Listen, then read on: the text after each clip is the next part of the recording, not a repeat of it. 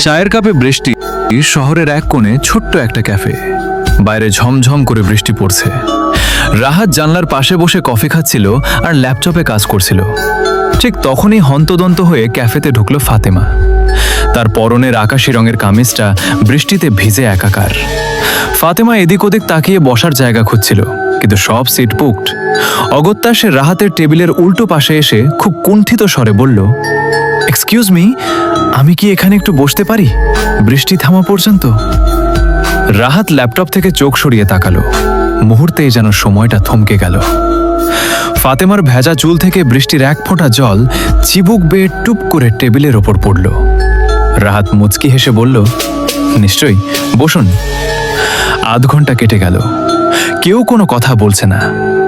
রাহাত তার কাজে মগ্ন থাকার ভান করছে, আর ফাতেমা এক দৃষ্টিতে বাইরের বৃষ্টির দিকে তাকিয়ে আছে। নীরবতা ভাঙল রাহাতই।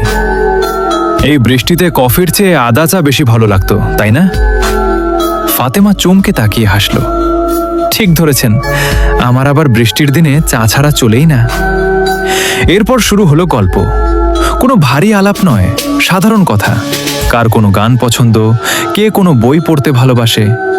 রাহাত জানলো ফাতেমা ছবি আঁকতে ভালোবাসে, আর ফাতেমা জানলো রাহাত ডায়েরি লেখে। দুজনের রুচি আর ভাবনার মধ্যে একটা অদ্ভুত মিল। বৃষ্টি থেমে এলো। বিকেলের নরম আলো মেঘের ফাঁক দিয়ে বেরিয়ে আসছে। ফাতেমা ব্যাগটা কাঁধে নিয়ে উঠে দাঁড়িয়ে বলল, ধন্যবাদ সময়টার জন্য, আমার যাওয়ার সময় হয়েছে। সে চলে যাচ্ছিল। রাহাত হঠাৎ সাহস করে ডাক দিল, শুনুন। ফাতেমা ফিরে তাকালো। রাহাত একটা টিস্যু পেপারে কিছু একটা লিখে এগিয়ে দিল।